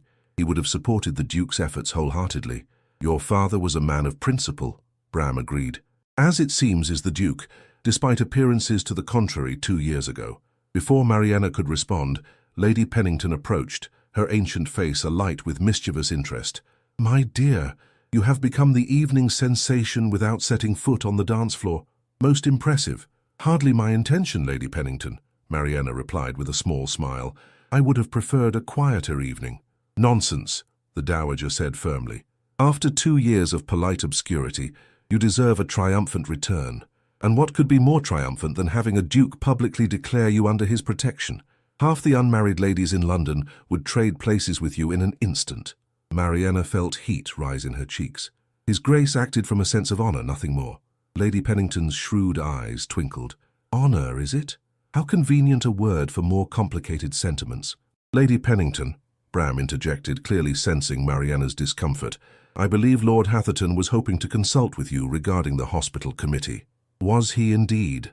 the elderly woman replied, entirely unconvinced. "How fortunate that I find committee matters so utterly tedious this evening. No, I much prefer to observe the more interesting developments at hand." Her gaze shifted to where Adrian stood, conversing with several gentlemen, his tall figure commanding attention even in such distinguished company. As if sensing their observation, he glanced in their direction, his expression warming perceptibly upon meeting Mariana's eyes. "See," Lady Pennington murmured, "honor has never looked quite so besotted." "You mistake the situation entirely," Mariana protested, though her quickened pulse suggested otherwise. "My dear," the Dowager said kindly, "I have observed the human heart in all its folly for over 6 decades. Trust me when I say that the Duke's interest extends well beyond honorable protection. The question remains whether you will allow your justifiable caution to overrule what your heart clearly desires." Before Mariana could formulate a response to this uncomfortably accurate assessment, a footman approached with a silver salver bearing a sealed note. "For Lady Mariana Lorne," he announced. After the evening's events, she hesitated to accept any communication. Lord Ellingham stepped forward. "Perhaps I should examine it first," he suggested. "That won't be necessary," came Adrian's voice, as he joined their small group, having evidently observed the footman's approach. "The message is from me." Surprised, Mariana accepted the folded paper, breaking the seal to reveal a brief message in Adrian's distinctive hand. "The conservatory. 10 minutes. Important developments. Is everything well, Your Grace?" she asked, careful to maintain a neutral tone despite the curious observers surrounding them. "A matter requires attention," he replied with equal discretion. "Nothing of immediate concern, but worthy of discussion." Lady Pennington observed this exchange with unconcealed interest. "How mysterious. I do hope it's nothing that would distress Lady Mariana further this evening." "Quite the contrary," Adrian assured her. "I believe the information may prove reassuring." The Dowager's eyes twinkled. "The conservatory is particularly lovely this evening, I'm told. The night-blooming Sirius has opened, a rare occurrence indeed." Mariana fought to maintain her composure, recognizing the older woman's not-so-subtle encouragement of a private meeting. "I shall look forward to your report, Your Grace," she said formally. As Adrian bowed and withdrew, Lady Pennington leaned closer. "Propriety is well and good, my dear, but sometimes truth requires a momentary breach of convention. The conservatory has a most convenient side entrance near the East Gallery." "Lady Pennington!" Mariana exclaimed, genuinely shocked by the suggestion. The Dowager merely smiled. "I shall engage Lord Ellingham in riveting conversation about hospital committees for, say, 15 minutes. What you do with that time is entirely your concern." Before either could respond to this outrageous proposal, the elderly woman had taken Bram's arm firmly. "Come, Lord Ellingham, you must tell me about those fascinating improvements to the surgical ward. Lady Mariana, I believe the East Gallery contains that Gainsborough you admired earlier." With this transparent pretext established, the Dowager steered a bemused Lord Ellingham away, leaving Mariana momentarily alone with her dilemma. Propriety dictated she remain in public view, particularly after the evening's scandal. Prudence suggested avoiding any situation that might revive rumors or provide ammunition to Adrian's enemies. Yet something beyond both, perhaps the same courage that had enabled her to face Sir Ardent's scheming without flinching, urged her toward the East Gallery and the conservatory beyond. "Important developments," Adrian had written. After everything that had transpired, did she not deserve to know what new information might affect her safety or reputation? With a deep breath, Mariana made her decision. Moving with casual grace through the gathering, she approached the East Gallery as if indeed interested in examining the artwork displayed there. Once certain she was unobserved, she continued to the small side door that led to the Countess's famous conservatory. The glass-enclosed space appeared empty at first glance, a verdant sanctuary illuminated by strategically placed lanterns that cast a gentle glow over exotic plants and flowering vines. The air hung heavy with mingled perfumes, jasmine, gardenia, and yes, the distinctive scent of night-blooming cereus, its magnificent white blooms open to the evening air. "Mariana."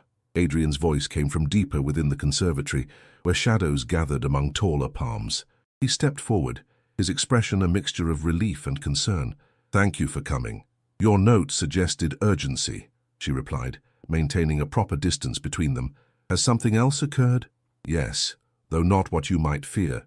He withdrew a folded paper from his waistcoat pocket. "This arrived by messenger not half an hour ago, from Lord Chamberlain himself." Mariana's brow furrowed. "The Lord Chamberlain? What interest could he have in tonight's events?" "Not tonight's events specifically," Adrian explained, "but rather their broader implications. It seems Sir Ardent's association with certain foreign interests has drawn attention in quarters more powerful than he anticipated." "Foreign interests?" she echoed, genuinely surprised. "French manufacturing concerns with significant investments in child labor," Adrian clarified. "They stand to lose considerably should similar reforms take hold across the Channel, and they would resort to threats and fabricated scandals to protect their investments," Mariana said, understanding dawning. "How despicable." "Indeed." Adrian's expression hardened momentarily before softening as he regarded her. "But their scheme has backfired spectacularly. Lord Chamberlain indicates that the Crown now takes particular interest in seeing the factory safety bill passed without further interference." "That's wonderful news," Mariana said sincerely. "Those children will have protection at last." "Yes," he hesitated, then continued more quietly.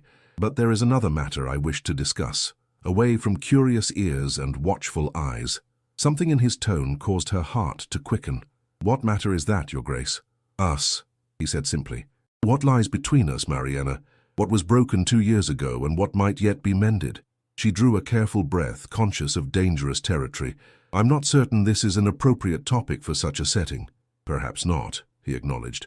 "But after tonight, after nearly losing you again to schemes and threats, I find propriety less compelling than honesty." "Adrian," she began, then stopped, uncertain how to proceed. "I left you," he said quietly, "without explanation, without farewell. I allowed you to believe I had simply abandoned our understanding." "Yes," she said, the single word carrying 2 years of pain. "I believed I was protecting you," he continued, "that by severing all connection, by allowing society to think I had merely tired of your company, you would be beneath the notice of those who threatened you to control me. You might have trusted me with the truth," she said, meeting his gaze directly. "Given me the choice of how to face such danger." "Yes," he agreed without hesitation. "That was my gravest error, Mariana. not in leaving to protect you, but in denying you agency in that decision, in treating you as something fragile rather than someone strong. The frank admission caught her off guard. She had expected justifications, explanations, perhaps even subtle shifting of responsibility. Instead, he offered unvarnished acknowledgement of his fundamental mistake. "You have changed," she observed softly. "As have you," he replied. "We are neither of us the same people we were 2 years ago." "No," she agreed. "We are not." A brief silence fell between them, filled with the scent of night flowers and possibilities neither had yet dared to name. The madrepearl bracelet felt warm against Mariana's skin, no longer a reminder of loss, but perhaps of something waiting to be redefined. "What do you want, Adrian?" she asked finally. "Beyond protection, beyond making amends, what do you seek from me now?" He stepped closer, though still maintaining a respectful distance. "Everything I was too much a coward to ask for 2 years ago. Your trust if I can earn it again. Your companionship. Your hand when you feel ready to offer it." His voice lowered. "Your heart, though I know I forfeited any claim to it long ago." The raw honesty in his words left her momentarily speechless. Outside, the music from the ballroom continued, distant and dreamlike, while here among the flowers and shadows, something fragile and new seemed to be taking shape. "Trust is not rebuilt in a single evening," she said carefully. "No," he agreed. "It requires time, patience, and consistent truth, all of which I offer freely, for as long as necessary." Mariana touched the madrepearl bracelet, its smooth surface grounding her in this moment of unexpected vulnerability. "And if I require a great deal of time, if my caution proves stubborn," Adrian's smile held no expectation, only gentle understanding. "Then I shall demonstrate an equal stubbornness in proving myself worthy of your eventual trust."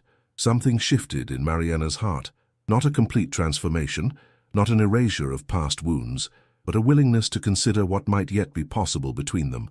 "Very well," she said softly. "I shall permit you to try." His expression brightened with cautious hope. "That is more than I dared expect and all I could ask for now." From somewhere in the main house, a clock began to chime, reminding them of the world beyond this quiet sanctuary. "We should return," Mariana said reluctantly, "before our absence is noted."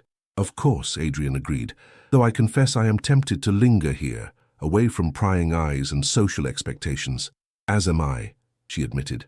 "But after tonight's narrow escape from scandal, prudence would suggest caution." He nodded, offering his arm with formal correctness. "Allow me to escort you through the garden path. It emerges near the main salon, where we might rejoin the gathering separately to avoid speculation." As they walked together through the lamplit garden, Mariana was acutely conscious of his proximity, of the strange mixture of familiarity and newness that characterized their renewed connection. Whatever path lay ahead, it would not be simple or without obstacles. Sir Ardent's disgrace represented only one enemy neutralized, not the conclusion of all danger. Yet for the first time in 2 years, Mariana found herself looking toward the future with something beyond resignation, with hope, fragile but genuine, that hearts once broken might yet be mended, and trust, once shattered, might be rebuilt even stronger than before. 3 days later, Mariana stood beside Lord Ellingham in the Visitors' Gallery of Parliament, watching as members filed into the chamber for the crucial vote on the Factory Safety Bill. The gallery was unusually crowded, word having spread of the dramatic confrontation at Lady Arbrook's gathering and its connection to the proposed legislation. "Quite the attendance," Bram observed quietly. "Nothing draws the ton like the possibility of political drama combined with personal intrigue." "A cynical but accurate assessment," Mariana replied, adjusting her bonnet slightly to better observe the proceedings below. "Though I confess, I find myself unexpectedly invested in the outcome." "Not so unexpected," he corrected gently. "The bill's champion has become rather important to you once more, has he not?" Mariana felt heat rise in her cheeks. Though she had shared nothing of her conversation with Adrian in the conservatory, Bram's perceptive nature had evidently detected the subtle shift in her demeanor these past days. "The Duke's political endeavors are admirable," she said carefully. "Indeed they are," Bram agreed, his kind eyes holding no judgment, as is his determination to right past wrongs, both public and private. Before she could formulate a response to this observation, a ripple of movement below drew their attention. Adrian had entered the chamber, his tall figure commanding attention even amid the distinguished assembly. Several members approached him immediately, hands extended in greeting, or shoulders inclined for private conversation. He has consolidated support remarkably well, Bram noted, particularly given the opposition he faced initially. Sir Ardent's disgrace seems to have discouraged some of that opposition, Mariana observed. Few wish to be associated with such tactics, even if they share his objectives. And the Crown's interest, however unofficial, carries significant weight, Bram added. Lord Chamberlain's involvement changed many minds overnight. Mariana nodded, her gaze following Adrian as he moved through the chamber with confident purpose. In the 3 days since Lady Arbrook's gathering, they had met only once, briefly, at Lady Pennington's small musical evening. Their interaction had been properly circumspect, though the elderly dowager had observed them with undisguised interest and subsequently cornered Mariana for a thoroughly embarrassing interrogation regarding her intentions toward that handsome duke. "The session begins," Bram murmured as the speaker called for order. The proceedings unfolded with ceremonial precision, opening statements giving way to formal debate as proponents and opponents of the bill presented their arguments.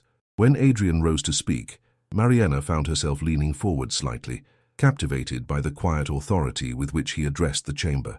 "Gentlemen," he began, his voice carrying clearly to the gallery, "we have before us today not merely a piece of legislation, but a test of our collective conscience. The Factory Safety Bill asks nothing more radical than that we extend basic protections to those most vulnerable in our society, children who labor in dangerous conditions, women who work unconscionable hours for meager wages, laborers whose safety is sacrificed for greater profit."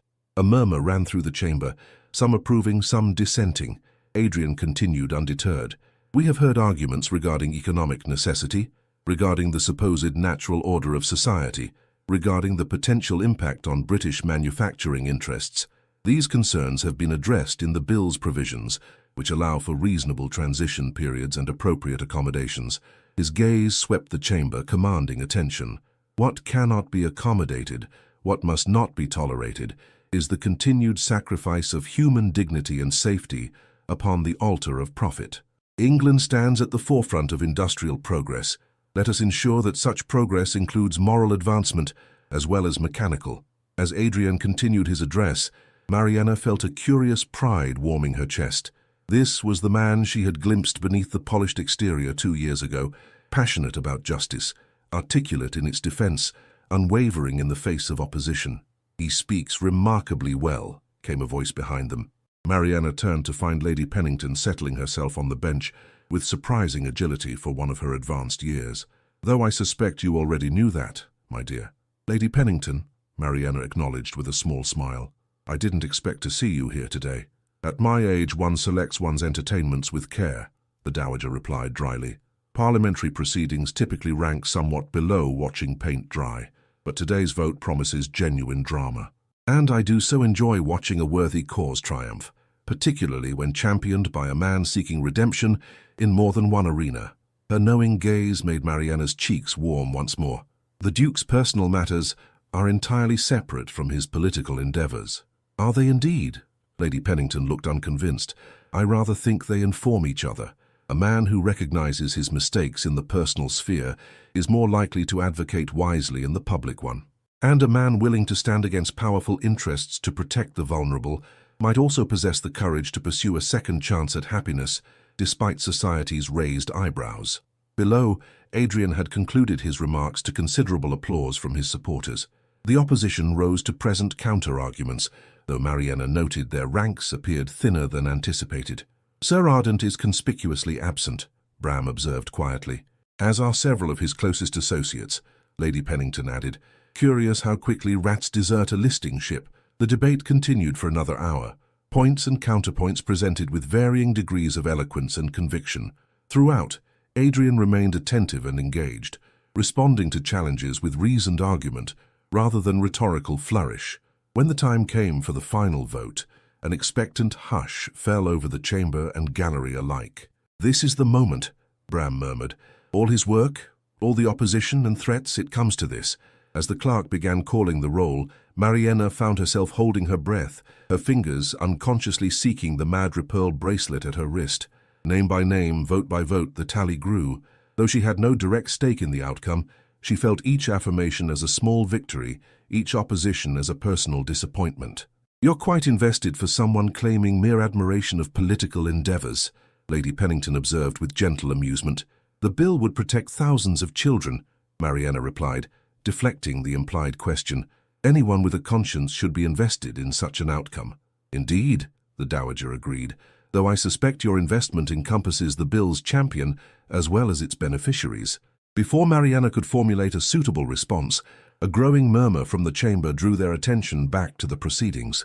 The final votes had been tallied, and the clerk was presenting the results to the speaker. Adrian stood perfectly still, his expression composed, but his posture revealing the tension that had built through the long session. "The ayes have it," the speaker announced, his voice ringing through the suddenly silent chamber. "The factory safety bill is passed." A cheer erupted from the supporters, quickly tempered by the formal setting but nonetheless heartfelt. Adrian accepted congratulations from those nearby, his relief evident beneath his dignified acknowledgement.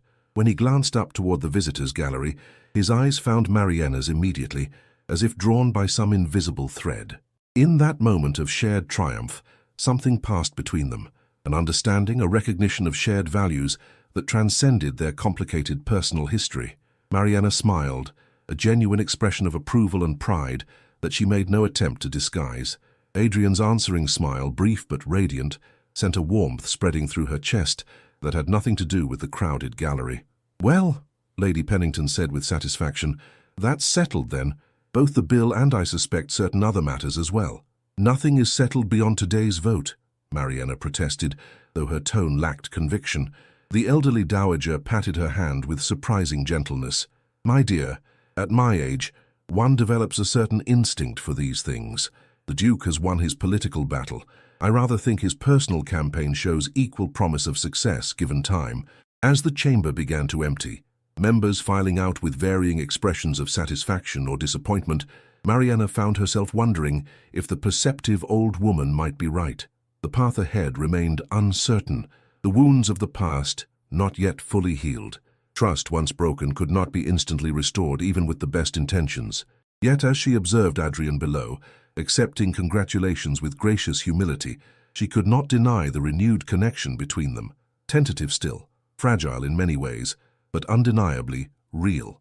Whatever might come next, today marked not merely a legislative victory, but perhaps the first step toward a more personal reconciliation. "Shall we offer our congratulations?" Bram suggested, his tone carefully neutral despite what must have been complicated feelings about the situation. "Yes," Mariana agreed, gathering her reticule and gloves. "I believe congratulations are indeed in order." As they made their way from the gallery toward the main chamber, Mariana was conscious of curious glances and whispered observations from other visitors. Word of her renewed association with the Duke had spread rapidly through London society, fueled by the dramatic events at Lady Arbrook's gathering. What had once been pitying glances had transformed into speculative interest, a change that brought its own challenges but was decidedly preferable to the social isolation she had endured after Adrian's departure. The madre pearl bracelet at her wrist caught the light as she descended the stairs, its smooth surface no longer a reminder of loss, but perhaps a symbol of resilience and of possibilities yet to unfold. Spring had brought London into full bloom, Hyde Park resplendent with fresh greenery and early flowers that perfumed the morning air. Mariana guided her mare along Rotten Row at a sedate pace, enjoying the warmth of sunshine after the long winter months. Beside her, Adrian rode his bay stallion with easy grace, their conversation flowing comfortably despite the curious glances directed their way by other morning riders. "The implementation proceeds well?" she inquired, referring to the factory safety bill that had now been law for nearly 6 months. "Better than anticipated," he replied, his expression brightening with genuine satisfaction. "The larger factories adapted quickly, and even the smaller mills are making necessary changes ahead of schedule. The first inspector's reports show significant improvements in conditions, particularly for the youngest workers. And the opposition? Has it truly subsided or merely gone underground?" Adrian's smile held a touch of grimness. "Some resistance remains, naturally. Change never comes without struggle. But the more progressive factory owners have discovered that safer conditions actually improve productivity. Workers who are not exhausted or injured perform better. Economic self-interest aligning with moral imperatives," Mariana observed. "A powerful combination." "Indeed," he agreed, "though I confess my interest in such matters has been somewhat divided of late. The slight warmth in his tone brought colour to her cheeks, a reaction she could attribute to the spring sunshine if questioned. "Your parliamentary duties remain demanding, I'm sure." "They do," he acknowledged, "though I find myself increasingly preoccupied with more personal considerations." 6 months had passed since the dramatic confrontation at Lady Arbrook's gathering and the subsequent parliamentary victory. 6 months of careful rebuilding of trust, of conversations both challenging and healing, of a courtship conducted with deliberate patience and respect for the wounds that still required time to mend completely. Their progress had not been without difficulties. There had been moments of doubt, painful discussions of past hurts, careful negotiations of boundaries and expectations, yet through it all, Adrian had demonstrated a consistent honesty and respect that gradually, inevitably, softened Mariana's protective barriers. "Lady Pennington asks about you constantly," she said, deliberately shifting to lighter topics. "She claims you have been neglecting her musical evenings of late." Adrian laughed, the sound warming Mariana's heart. "The good lady's musical evenings are merely thinly veiled opportunities for her to interrogate us about our relationship. I believe her exact words to me last week were, 'For heaven's sake, Duke, my remaining time on earth is limited. Must you proceed at such a glacial pace?'" Mariana couldn't suppress her own laughter. "She said something remarkably similar to me yesterday, though she expressed it as concern that we might both be old and grey before any formal announcement was made." Their horses walked side by side, hooves falling in synchronized rhythm on the packed earth of the riding path. Around them, the park hummed with the activity of fashionable London taking its morning exercise, yet Mariana felt as if they moved in a private world, connected by understanding that had been hard-won through pain and patience. "Her concern is not entirely misplaced," Adrian said after a moment, his tone shifting to something more serious. "We have proceeded with deliberate care, Mariana, a necessary caution given our history. Yet I find myself wondering if perhaps we have reached a point where certain questions might be addressed more directly." Her heart quickened, though she maintained her outward composure. "What questions did you have in mind, Your Grace?" Adrian guided his mount toward a less frequented path that curved away from the main thoroughfare, beneath a canopy of newly leafed trees. Mariana followed, curiosity mingling with anticipation in her chest. When they reached a small clearing, screened from casual observation by flowering shrubs, he drew his horse to a halt and dismounted with fluid grace. Moving to assist Mariana, his hands encircled her waist with respectful support as she slid from the saddle. His touch lingered a moment longer than strictly necessary, his gaze meeting hers with an intensity that sent warmth spreading through her, despite the morning's gentle breeze. "I had thought to arrange a more formal setting for this conversation," he said quietly. "Yet here, amid spring's renewal, seems unexpectedly fitting." "Adrian?" she questioned, her voice softer than intended. He took her gloved hand in his touch gentle, yet certain. "These past months have been a journey of rediscovery for us both, of learning who we have become during our separation, and who we might be together now that circumstances have brought us full circle." The madre-pearl bracelet at her wrist caught the dappled sunlight filtering through the trees, its surface no longer cold but warm against her skin.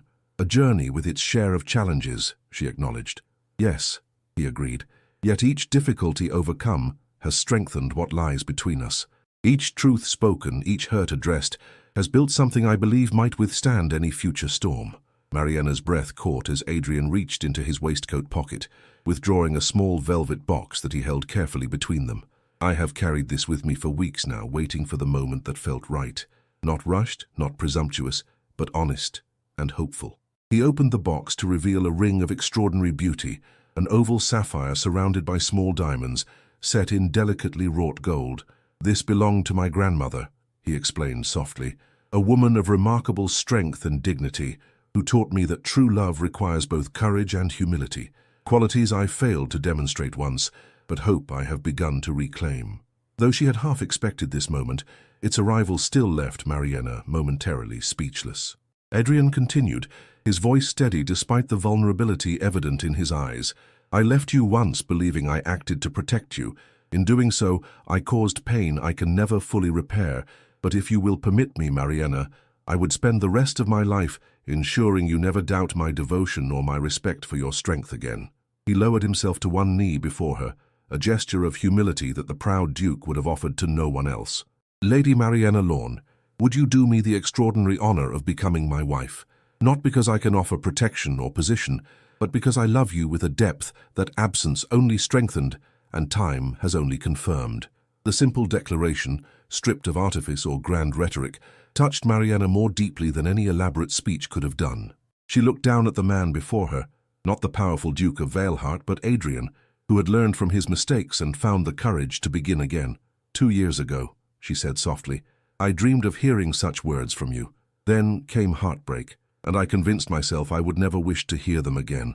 A shadow of pain crossed his features, quickly controlled. "And now?" he asked, his voice steady despite the tension evident in his posture. Mariana removed her riding glove slowly, then extended her bare hand to him. "And now I find that dreams may die and be reborn stronger than before. That trust, once broken, may be rebuilt with greater care and deeper understanding." Hope dawned in his eyes as he rose to his feet, still holding the ring before her. "Is that a yes, Mariana?" "It is," she confirmed, a smile of genuine joy spreading across her face. "Not because I have forgotten the past, but because I believe in the future we might build together, wiser for what we have endured apart." With reverent care, Adrian slipped the ring onto her finger, where it settled as if always meant to rest there. The sapphire caught the spring sunshine, casting blue reflections across their joined hands. "I shall spend my life proving worthy of this trust," he promised, his voice rough with emotion. "And I shall remind you, when necessary, that worthiness comes not from perfection, but from honesty, courage, and the willingness to begin again," she replied. When he leaned forward to seal their engagement with a kiss, Mariana met him halfway, her free hand rising to rest against his chest, where she could feel the steady beating of his heart. The moment was tender rather than passionate, a promise rather than a culmination. Yet it carried a sweetness that neither had dared hope for during the long months of separation and cautious reconciliation. As they drew apart, the sounds of the park returned to Mariana's awareness: birdsong, distant conversation, the gentle nickering of their horses. The world continued its ordinary course around them, yet everything had shifted, transformed by promises spoken and received. "Lady Pennington will be insufferably pleased with herself," she observed with a small laugh. "As will half of London society," Adrian agreed, his smile matching hers, "though I find I care remarkably little for anyone's opinion, save yours." He lifted her hand, pressing a kiss to her palm where the madre-pearl bracelet rested against her wrist. "You still wear it," he noted, "even after everything." "Always," she said softly, "at first, as a reminder of loss, then as proof of survival. Now perhaps as a symbol of something rebuilt, stronger for having been broken and mended with care." Adrian's gaze held hers, understanding flowing between them without need for further words. Around them, spring continued its ancient work of renewal, buds opening to reveal blossoms, sunlight warming earth long held in winter's grip, a fitting backdrop for two hearts that had found their way back to each other, not despite the pain they had endured, but because of the strength it had forged in them both. And as they remounted their horses to continue their ride, now with a precious secret shared between them soon to be revealed to the waiting world, Mariana knew with quiet certainty that the silence that had claimed the ballroom 2 years ago had been not an ending but a beginning, the first suspended breath of a story that was only now finding its true voice. In the quiet spaces between heartbeats, life teaches us its most profound lessons. 2 years after leaving her in tears, reminds us that true love is not measured by the absence of wounds, but by the courage to heal them together. Time may separate hearts, but it cannot sever souls genuinely meant to find their way back to one another. The path of love is rarely straight. It bends through valleys of misunderstanding, climbs mountains of pride, and sometimes disappears entirely beneath the shadows of fear. Yet even when broken by circumstance or human failing, love possesses a remarkable resilience, a capacity to be reborn stronger, wiser, and more intentional than before. Trust, once shattered, cannot be restored through grand gestures alone. It requires the patient laying of new foundations, brick by brick, truth by truth, until what rises from the ruins stands more steadfast than what came before. In Adrian and Mariana's journey, we see that forgiveness is not the erasing of pain, but the creation of something new despite it, a bridge spanning the chasm of hurt, built of understanding and mutual growth. Perhaps most powerfully, their story reminds us that protecting those we love should never mean denying them agency in their own fate. True partnership embraces vulnerability shared, not burdens carried alone. The Duke's greatest mistake was not in leaving to shield Mariana from danger, but in denying her the right to choose how she would face it. In the end, love's greatest triumph lies not in never falling, but in rising again with humility, wisdom, and a hand extended in hope. Like the madripearl bracelet that witnessed both tears and reconciliation, we too can transform from symbols of what was lost into testaments of what has been reclaimed, stronger for having been broken, more precious for having been restored. Did your heart race alongside Mariana's as the Duke knelt before her in the dappled spring sunshine? Did you feel the years of longing, pain, and cautious hope converge in that perfect moment of renewal? We'd love to hear which moments touched you most deeply in this tale of love reclaimed against all odds. Subscribe now to Victorian Romance, audio stories for more breathtaking historical romances that will transport you to an era of grand passion, noble sacrifice, and love that defies society's constraints. Each week, we bring you new tales of hearts, separated by circumstance but united by destiny. Share in the comments below, have you ever experienced a second chance at love that proved more profound than the first? Or tell us which character resonated most with your own journey, Mariana's resilient dignity, Adrian's journey from pride to humility, or perhaps Lady Pennington's wise perspective on the human heart. Your stories inspire our creation. Your emotions guide our words. Join our community of passionate romance enthusiasts who believe, as we do, that love's greatest triumphs often come after its darkest trials. Thank you from all of us at Victorian Romance, audio stories, for allowing us to accompany you through this journey of heartbreak, growth, and love's ultimate victory. Until our next story unfolds, may your own heart remain open to life's most beautiful possibilities.